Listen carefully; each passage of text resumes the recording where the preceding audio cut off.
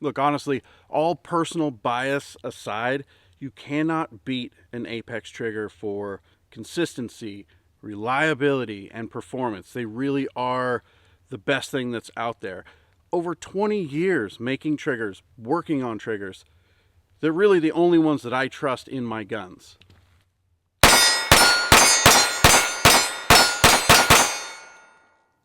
My big complaint with the M&P competitor, the trigger, well, Apex has finally finished their testing process and have released the Metal M&P 2.0 flat-faced forward set trigger set. Just as expected, it's taken this competitor to a whole new level. Part of me wishes that Apex had released this thing sooner, but I kind of understand why it took so long. You guys want to know why I stick with Apex triggers in my guns?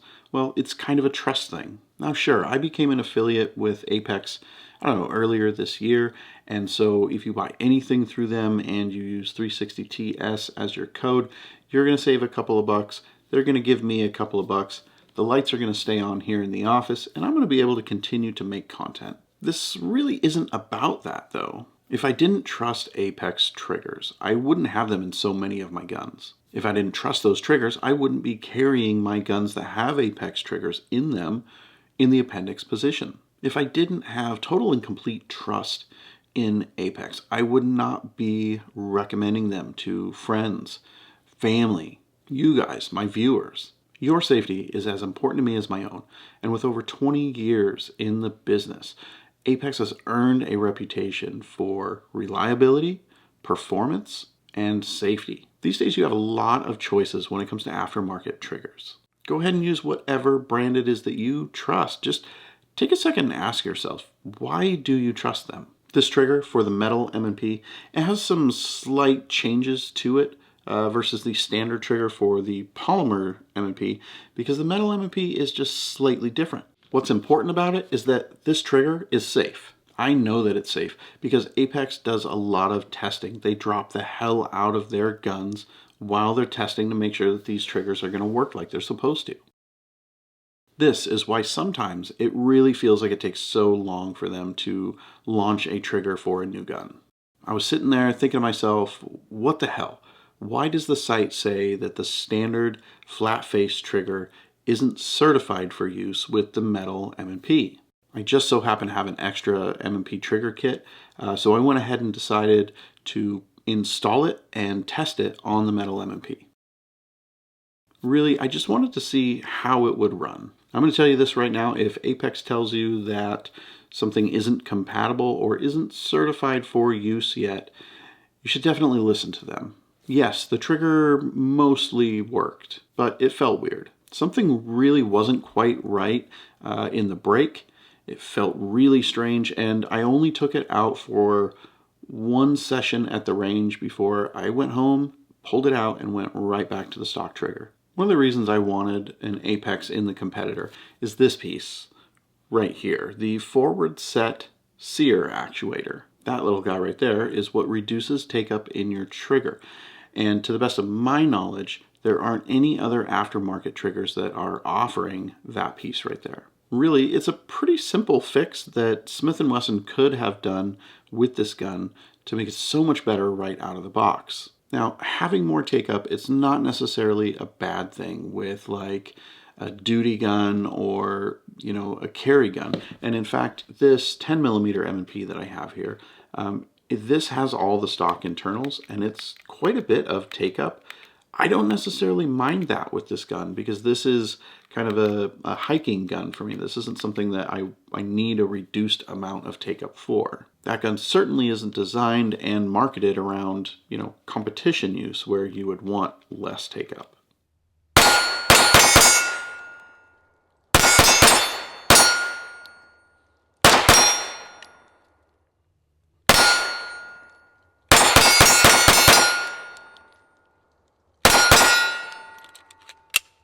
Really, for inexperienced shooters, for those who are still trying to gain confidence in, carrying a loaded weapon, I would say that the excess take-up that the M&Ps have right out of the box is probably a good idea. Now, if you train regularly, you may want to step it up a bit. That forward set sear actuator drastically reduces the amount of pull you need to get from the start position to the wall. This is going to help you increase your rate of fire.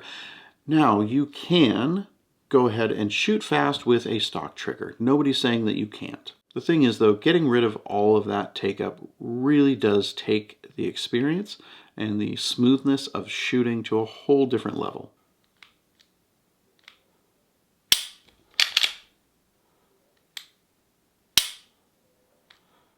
All right, we got our apex trigger here, and as you can see, there isn't a lot of take-up. It doesn't take much to get it up to the wall, which is nice and firm. Basically no over travel. And then our reset, nice and short. Let's try that again. Almost no take-up here. Wall. Reset. Alright, just for comparison, I went ahead and brought out the 10mm M&P. This one has the stock trigger and internals. Those are all the same components used on the M&P 2.0 competitor. So this is pretty similar to what the competitor had originally. And you can see that's quite a bit of take up there. Then we can go ahead and we can see the reset. It's not too far, but if we compare that to the apex, again, that's not much take up at all. And that reset is really short reset. People ask me all the time, have you tried this trigger? Have you tried that trigger? Will you ever try this trigger or that trigger? I always go through and I check them out, and generally speaking, almost all of them, what you get is a trigger shoe and a lot of times just a return spring. The sear actuator, though, that's where the magic happens, and Apex seems to be the only company that really understands that. That's what 20 years in specializing does. It gives you perspective and insight that other companies just don't have. People always want to know what parts I'm using so that they can go ahead and replicate the results that I'm getting. So let's go ahead and run through what exactly I'm using from the Apex kit and stock on this gun. Now, obviously, I'm using the flat-faced trigger shoe from the kit. For the return spring, I am using the factory return spring. I'm trying to dial this thing in right about 3.5 pounds or so. Apex does send this handy little guide with the kit, and it gives you a breakdown of what springs and parts to use to get whatever trigger pull weight you're looking for. That, of course, is great for people who aren't comfortable with a lighter trigger and would actually like a stiffer, more heavier trigger. The guide gives you directions on how to get your trigger weight all the way up to, I think it's like 5.5 pounds if that's what you're looking for. Next thing on the list, I am using the Apex sear spring and plunger. Of course, I'm using the forward set sear actuator as well as the Apex sear. Apex does include a striker block and spring. I'm not sure how much of a difference that makes, but I did go ahead and throw that into the gun as well. The end result is a smooth and consistent trigger pull, very little take up, and a crisp 3.5 pound break, maybe a little over 3.5 pounds. I expect that the more rounds that I put through this gun, that's going to, smooth up and lighten maybe just a little bit. That's how it goes. I think right now I've got close to 2,000 rounds through this gun.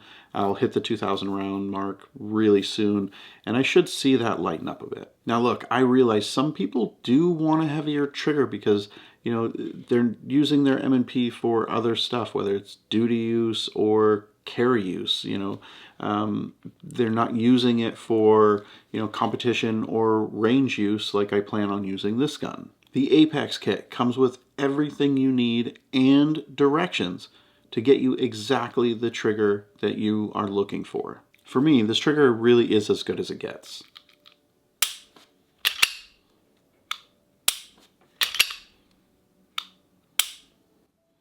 That's so much better. It really is. I know I went hard on the trigger situation with the competitor, but you can't know how great an Apex trigger on an M&P is until you've actually put some rounds through one.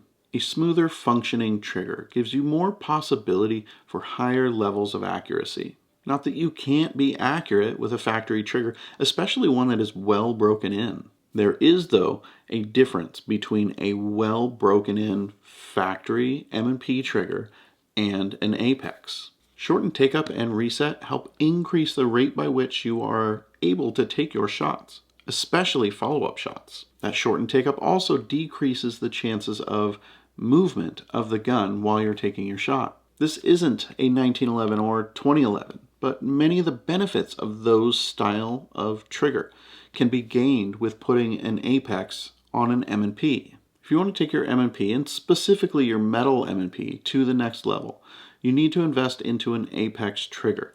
There's no getting around it. Feel free to use whatever brand of trigger that you want, but the brand of trigger that I trust my life with is Apex. That's not just the Metal M&P either. If I'm using an aftermarket trigger on any gun and it's for longer than, a simple test and review, it's either Apex or it's nothing. I think that's going to be it for today, guys. Remember, have a qualified gunsmith handle any work that you aren't personally comfortable doing. When it comes to firearms, there is no shame in spending a few bucks to have a licensed, qualified professional do a little bit of work for you here and there, just to be on the safe side. That's it. I'm out. I will see you guys back here real soon.